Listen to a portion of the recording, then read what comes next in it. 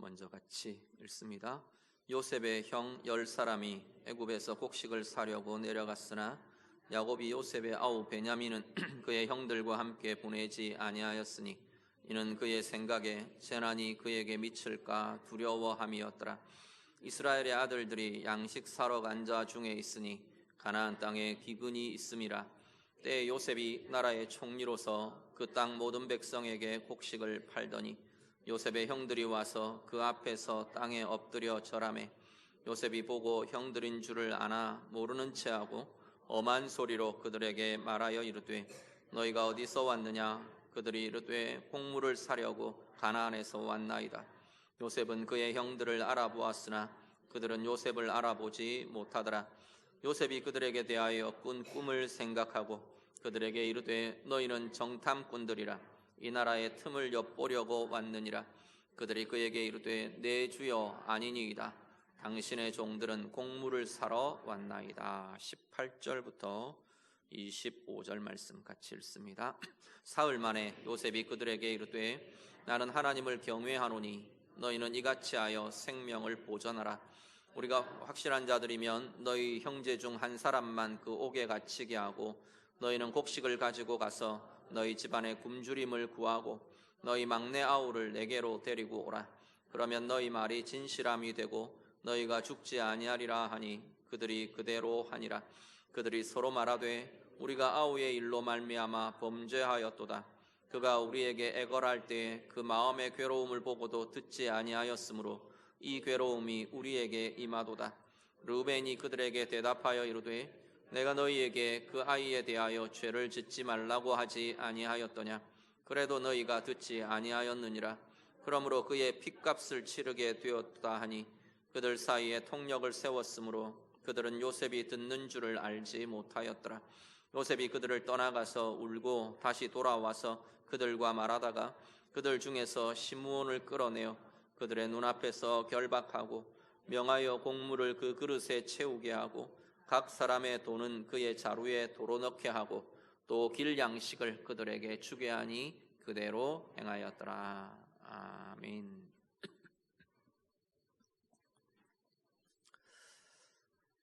하나님께서 요셉을 통해 알려주신 것 같이 7년의 풍년이 지나갑니다. 7년의 그 아주 가득하게 풍족한 시간들의 7년이 지나가고 이제 극심한 흉년과 기근이 찾아오게 됩니다. 이 흉년은 애굽에만 국한된 게 아니라 아마도 그 지역 전체, 전 세계를 휩쓰는 흉년과 기근이 되었던 것 같습니다. 특히나 애굽 주변 지역 전체가 이 흉년과 기근에 온통 시달리게 됩니다. 야곱 집안이 살던 가나안 땅도 물론 이 흉년과 기근 속에 들어가게 됩니다. 이 기근으로 고통을 겪으면서 결국은 양식을 찾아서 애굽으로 요셉의 형들이 양식을 구하러 내려오게 됩니다. 한 해, 두 해 이 기근이 진행이 되면서 있던 것 다 없어지고 먹을 게 없어진 상황에서 애굽에는 곡식이 있다라는 소식이 들려온 거죠. 그래서 야곱이 이 10형제들을 요셉의 형들을 보내서 애굽에 가서 양식을 사오게 합니다. 요셉의 아우인 막내 베냐민은 본문 보니까 야곱이 베냐민은 보내지 않고 자기 곁에 두고 혹시 재난이 그에게 미칠까 두려워서 베냐민은 붙들어 두고 나머지 10아들만 이렇게 애굽으로 내려가서 양식을 가져오게 사오도록 보내게 됩니다. 특히 6절 말씀에 보면요, 이 양식을 사러 온 형들이 총리가 된 애굽의 총리가 된 요셉 앞에 엎드려 절하며 양식을 사겠다고 구하고 있습니다. 요셉의 20여 년 전 요셉이 꾸었던 그 꿈, 하나님이 주셨던 요셉에게 주셨던 그 꿈이 그대로 지금 이루어지고 있는 장면입니다. 요셉의 형들은 20년 전에 하나님이 요셉을 통해 주신 그 꿈에 대해서 그것이 이루어지는 것을 막으려고 했습니다. 그 꿈이 자신들 마음에 들지 않았죠. 하나님의 메시지, 하나님의 계획이 자기들 마음에 들지 않고 자기들 자존심을 상하게 하고, 그래서 그 하나님의 계획, 그 하나님의 뜻에 대해서 자신들의 힘으로 이것들을 방해합니다. 자신들 입으로 그렇게 이야기합니다. 그 꿈이 어떻게 되는지 우리가 보겠다 그랬어요. 그 꿈이 어떻게 이루어지는지 한번 두고 보자. 그러고는 요셉을 노예로 팔아버린 거죠. 네가 노예로 팔려간 그 인생에서 그전에는 죽이려고 했지. 그리고 자신들이 죽여버리는 그 상황 속에서 또 노예로 팔려가는 이 요셉의 상황 속에서 정말로 네 꿈이 그대로 되는지 보자. 그러고는 일들을 진행시킨 겁니다. 그렇지만 그 꿈을 주신 하나님, 그 계획을 세우신 하나님, 그 하나님은 기어코 그 의와 그 계획이 성취되게 하셨습니다. 사실 요셉도 그렇지만 요셉의 형들 자신들은 이 꿈의 내용이 사실은 뭔지 잘 몰랐어요. 그냥 단지 하나님이 주신 메시지와 하나님이 주신 하나님의 뜻과 계획, 알려주신 그 뜻과 계획이 자기들의 자존심을 상하게 한다고 생각했어요.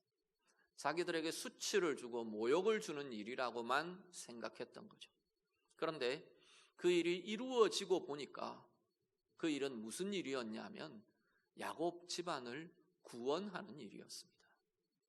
그들이 요셉 앞에 지금 엎드리는 이 장면은 하나님께서 요셉을 보내셔서 야곱의 집안을 구원하기 위해 미리 계획하시고 준비하시고 진행하신 하나님의 의이고 하나님의 뜻인 거죠.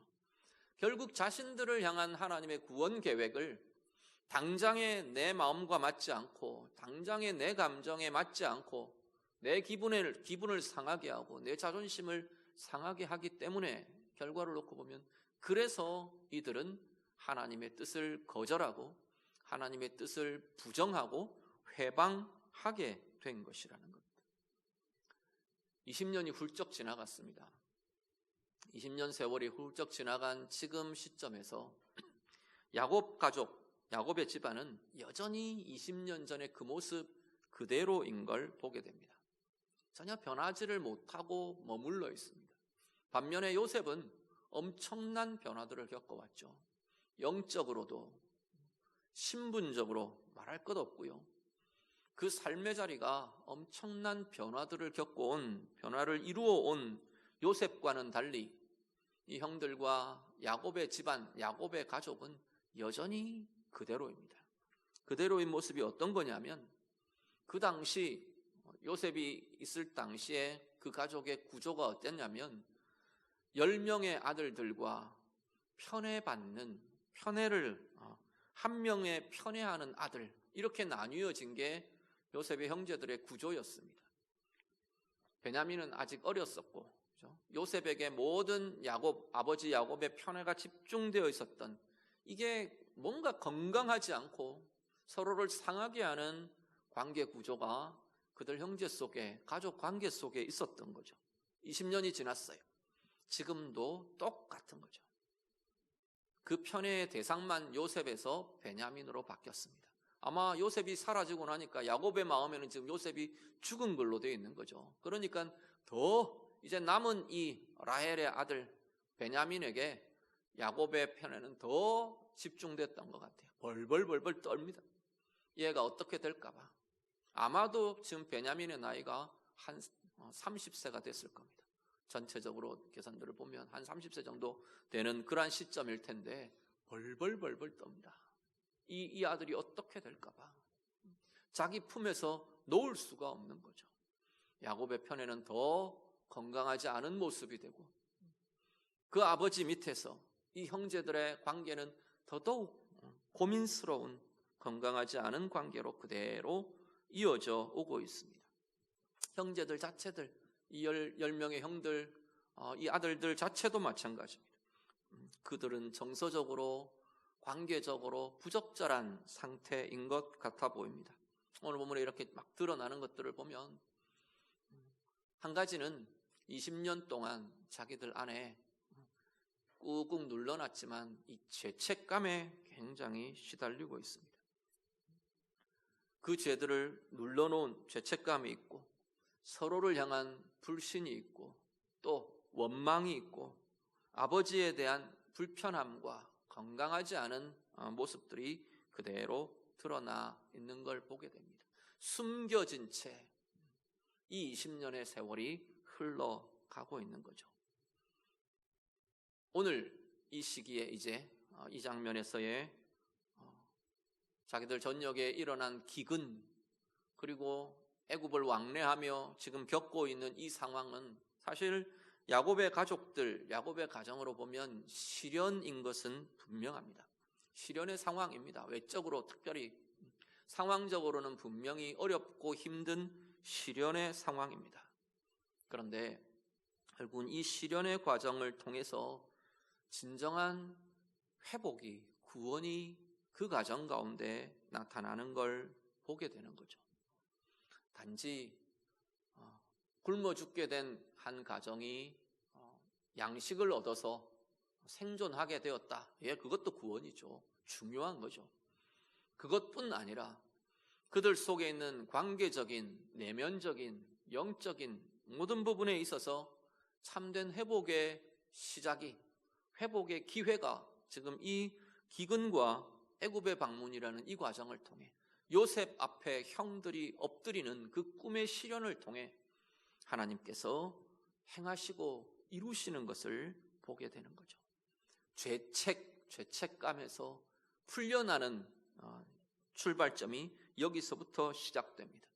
서로에 대한 원망이 풀어져 가고 서로를 향한 신뢰가 회복될 수 있고 이 관계 속에서 결국은 형제들을 대신해서 붙들리는 아들이 나오고 아버지 앞에서 베냐민을 위해 변론하는 형제가 나오고 이런 거죠.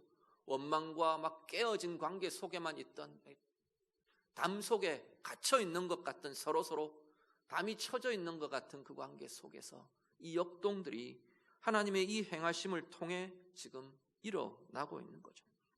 서로를 향한 용서도 또 한편에서는 집착의 깨어짐도 참된 자유로움도 오히려 하나님의 이 역사를 통해 이 행하시는 하나님의 일하심을 통해 이 가정 속에 역동이 일어나고 있는 거죠.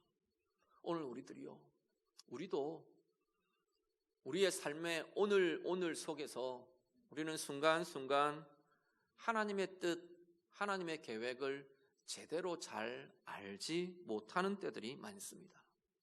그렇지만 우리가 알든 알지 못하든 하나님은 당신의 의를 분명하게 가장 의로운 하나님의 일과 계획들을 이루어 가시는 분이 우리 하나님이십니다. 오늘 우리들도 사실 이 요셉의 형들과 별로 다르지 않은 것 같아요. 요셉의 형들은 요셉을 미워하는 미움이 가득했고 어리석고 둔하고 그래서 이랬다. 아니요, 그렇게 보기는 참 어렵습니다. 우리의 상황을 보면요, 별로 우리도 다르지 않은 것 같아요. 오늘 우리에게 주어지는 하나님의 뜻, 하나님의 길, 하나님의 말씀, 우리가 들으며 우리가 생각하며 우리가 받으며 그럼에도 불구하고 우리는 어떤가요? 우리도 요셉의 형들처럼 마음에 안 들죠. 하나님의 길, 하나님의 뜻이 우리의 마음에 너무 합하고 그래요, 이 하나님의 길이야말로 하나님의 이 뜻이야 이러면 얼마나 좋겠습니까? 근데 때때로 우리 가운데 주어지는 하나님의 뜻은 우리를 되게 불편하게 합니다. 저 인간 미워 죽겠는데 용서하라는 게 하나님의 뜻이잖아요. 축복하라는 게 하나님의 길이잖아요. 주어질 때 그 하나님의 길과 하나님의 뜻이 드러날 때 우리는 되게 불편한 경우들이 많습니다. 그것 받아들이면 하나님의 뜻대로 내가 행하면 내가 손해볼 것 같고 내 자존심이 상하고 내 감정이 내 속이 뒤틀리고 그럴 것 같은 자리가 우리 가운데도 얼마든지 일어나는 거죠. 그렇게 놓고 보니까 요셉의 형들의 입장이나 나의 입장이나 비슷하시죠? 요셉의 형들이 그랬어요. 요셉이 꾼 꿈, 그 꿈을 통해 사실은 하나님께서 당신의 뜻을 보이시는 거잖아요. 당신의 계획을 드러내시는 거거든요. 드러나는 하나님의 계획, 하나님의 뜻 앞에 그들은 속이 뒤틀렸어요. 자존심이 상했어요. 불편하고 받아들이기 싫었어요. 그걸 받아들이면 내가 손해보고 내가 저 녀석 밑에 내 머리를 들이밀어야 되는 것 같고 그런 마음들이었던 거죠. 오늘 우리의 모습, 우리는 어떠신가요? 중요한 것은 그 하나님의 계획이 내 자존심을 상하게 하는 것 같고 내게 손해를 끼칠 것 같은 하나님의 일이 그 결과는 나를 향한 구원을 이루어 가시는 하나님의 과정이 된다는 겁니다. 오늘 이 가정에 이루어진 일처럼, 야곱의 가정에 이루어진 일처럼 오늘 여전히 우리를 향해서도 오늘 우리는 그 결과를 당장에 보지 못하고 그 결과를 당장에 알지 못하지만 하나님의, 우리를 향하신 하나님의 뜻과 하나님의 말씀과 하나님의 길은 우리의 영혼이 자유로워져 가고 우리의 마음과 우리의 삶이 하나님의 의와 하나님의 행복으로 새롭게 되어가는 길로 우리를 이끄시고 인도해 가신다는 겁니다. 오늘 우리들이요, 우리의 삶 속에서 하나님 당신의 가장 좋은 하나님의 의를 이루어 가시는 우리 하나님에 대해 신뢰하고 믿음으로 고백하시는 귀한 은혜가 우리에게 있기를 간절히 바랍니다. 우리에게 들려지는 말씀, 우리가 묵상하며 우리에게 드러내시는 하나님의 뜻, 하나님의 길, 그것이 바로 오늘 내 가운데 하나님의 구원이 풍성하고 부요하게 이루어지고 열매 맺게 하는 길이고 우리를 가장 복되게 하는 길이 됨을 온전히 신뢰하며 그 길을 따라 행하며 하나님의 의와 하나님의 그 가장 좋은 선하신 뜻이 이루어지는 것을 체험하고 누리며 살아가는 우리 모두의 삶들이 다 되시기를 우리 주님 이름으로 축복합니다.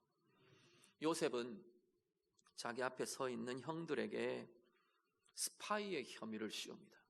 압박하는 거죠. 너희들 정탐꾼이다. 그러고는 혐의를 씌웁니다. 그 시기에 아마 그런 일들이 많이 있었던 것 같아요.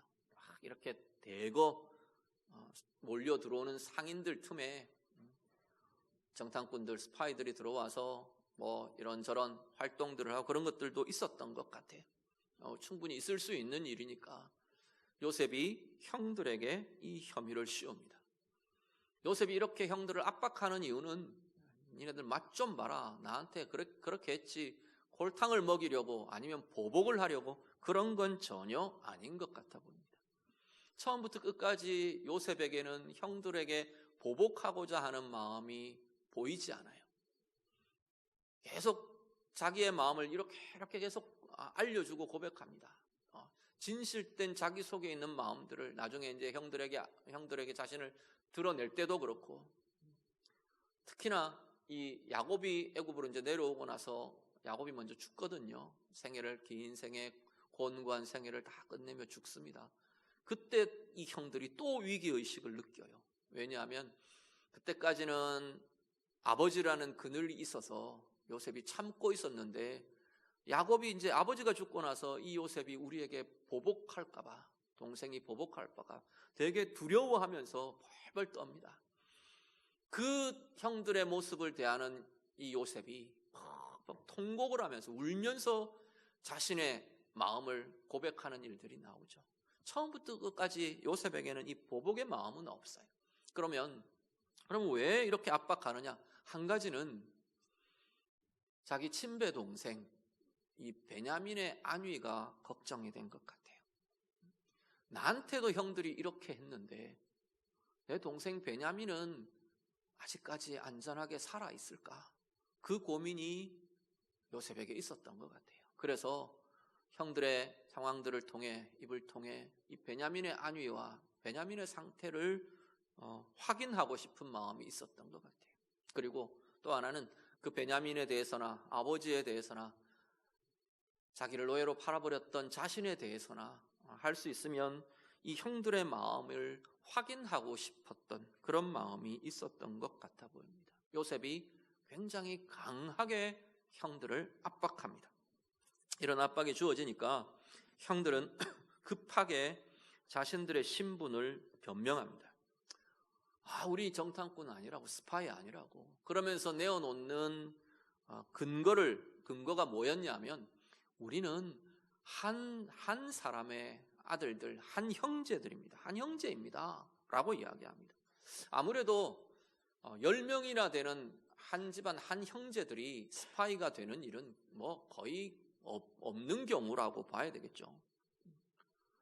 정황적으로 봐도 한 집안에 10형제가 한 스파이가 되면, 만약에 들키거나 문제가 생기면 그 집안은 완전히 문을 닫게 되는 상황이 되는 거죠. 그러니까 그런 일은 거의 잘 일어나기 어려운 일인 건 분명할 겁니다. 이렇게 자신들을 변명합니다. 그리고 자신들의 이 말이 사실이다, 진실이다, 이걸 변명하려고 하니까 추궁하지 않은 사정까지 막 털어놓습니다. 뭐라고 하냐면, 우리들이 12형제인데 한 형제는 없어졌고 한 형제는 아버지하고 집에 있습니다. 남아 있습니다. 거기까지 이야기를 하는 거죠. 그러니까 이제 요셉이 원하는 실마리가 나온 거죠. 답이 나온 거죠.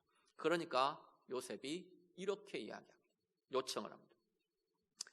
당신들이 정말로 진실된 말이라면 증명을 해라. 니네들 말이 사실이라는 걸, 진실이라는 걸 증명하라는 겁니다. 그 증명의 근거는 니네들 막내 아우, 니네들 입으로 이야기한 막내 아우, 집에 남아있다고 하는 그 아이를 데리고 오라라는 겁니다. 그 아이가 내 앞에 오면 니네들 말이 진실인 걸 내가 믿어주겠다. 니네들 스파이가 아니라는 걸 내가 믿어주고 인정해주겠다 이야기를 합니다. 9명 남아있고 1명만 니네 집에 가서 그 아이 데려와라. 처음에는 그렇게 요구를 합니다. 주저 아주 결정하지 못하고 그러고 있는 형제들을 3일 동안 옥에다 가두어 둡니다. 이제 3일은 이들에게는 극도의 위기 상황이죠. 극도의 스트레스 상황, 압력의 상황, 압박의 상황 속에서 이 형제들은 그동안 자기들 속에 눌러놓고 숨겨놓고 묻어두었던 것들이 막 올라옵니다. 그 중에 하나는 죄책감이고요. 20년 동안 그렇게 요셉을 아무 주저함 없이 노예로 팔아버린 것 같던 그 형제들 마음속에 죄책감이 있었던 것 같아요. 잔뜩 짓눌려 있던 이 죄책감이 수면 위로 올라옵니다. 아마도 20년 동안 누구도 쉽게 그 사건을 다시 이야기하지 못했을 것 같아요. 서로의 어쩌면 서로를 건드리는 영린처럼 서로 그 이야기는 하지 않는 게 암묵화 이렇게 서로에게 불문율처럼 되어 있었던 것 같아요. 그런데 이게 불쑥 올라오는 거죠. 그거 봐라. 요셉 앞에서 그 이야기가 터져 나옵니다. 우리가 요셉에게 했던 그것 때문에 오늘 우리가 벌을 받는 거다라고 막 올라옵니다. 서로를 향한 불편한 마음들, 루벤 같은 경우는 다른 형제들을 향한 원망들, 내가 하지 마라 했지 않냐, 이제 막 터져 나오는 거죠. 그동안 이야기하지 못했던, 눌러놓았던 것들이 올라옵니다. 서로를 향한 불편한 관계, 서로를 향한 이렇게 꼬여있던 모습들이 터져 나오는 것 같습니다. 보시죠. 묻어둔 것, 숨겨둔 것, 눌러놓은 것은 터져 나오게 됩니다. 그런데 이 눌러놓은 것, 감추어둔 것, 숨겨둔 것에서는 특히나 이제 이 부정적인 것들이요, 숨겨놓은 죄들, 숨겨진 죄들, 눌러놓은 부정적인 감정들, 여기서는 쓴 것이 나옵니다. 쓰다는 건 고통스럽다는 이야기입니다. 독이 나오는 거죠. 그래서 히브리서에는 그것들을 쓴 뿌리라고 표현을 씁니다. 거기에서 우리의 인격을 상하게 하고 우리의 영혼을 상하게 하고 우리의 삶을 상하게 하는 독한 것들이, 쓴 열매들이 그 인생에 맺어지게 되는 거죠. 숨겨진 죄들이요, 다른 사람이 아무도 모르는 것 같지만 내 마음과 내 삶 속에 이렇게 숨겨놓고 묻어놓고 그 속에다가 막 치장하고 덮어놓은 것들은, 그 숨겨진 죄는 우리의 의의 삶을 자꾸만 방해합니다. 옳은 것을 결정하기가, 거기에 탁 걸려지면 옳은 것을 결정하기가 너무너무 어렵게 됩니다. 내 의의 기준도 자꾸 뒤틀리고 왜곡되게 합니다. 내게 이게 있기 때문에, 그래서 자꾸만 하나님의 의에 대해서도 이렇게 어긋나게 되는 거죠. 그 부분, 그 비슷한 부분만 걸려지면 나를 합리화해야 하거든요. 나를 스스로 변명해야 하거든요. 그래서 자꾸 의의 기준도 뒤틀리고 하나님과 하나님 앞에서의 삶의 자리도 자꾸만 왜곡되고 방해받고 넘어지게 됩니다. 더 나아가서 하나님의 관계를 손상시킵니다. 우리 하나님이 의의 하나님이시기 때문에 하나님 앞에 나아가는 게 자꾸 주저되고, 왠지 불편하고, 왠지 가려지고, 왠지 우리 앞에 벽이 쌓이는 것 같은 그러한 모습들이, 숨겨진 죄, 그것들이 그런 영향들을 나타냅니다. 부정적인 감정들, 모르는 것 같고 아닌 것 같게 덮어버려도, 분노가 그 속에 눌려 있으면, 원망이 그 속에 눌려 있으면, 두려움이 그 속에 가득히 눌려져 있으면, 외로움과 고독에 쓴 것들이 우리의 삶 속에 꽉꽉 짓눌려 있으면 자꾸만 우리의 인격과 우리의 마음, 우리의 정서들을 상하게 합니다. 오늘 우리의 삶 속에 우리는 어떤 것들이 내 깊은 곳에 감추어진 채, 눌려진 채, 묻혀있는 채 남아있는 자리들, 혹시 우리들은 없는가 돌아보실 수 있기를 간절히 바랍니다. 어떻게 해야 하나요? 우리 인식과 인정의 수면 위로 이것들이 올라와야 합니다. 오늘 이 애굽에서 요셉이 압박하며, 이 형제들을 압박하며 이들이 처한 극도의 위기의 상황은 오히려 자기들 속에 눌려있던 것이 자기들의 인식의 수면 위로 떠오르게 지금 하고 있는 거죠.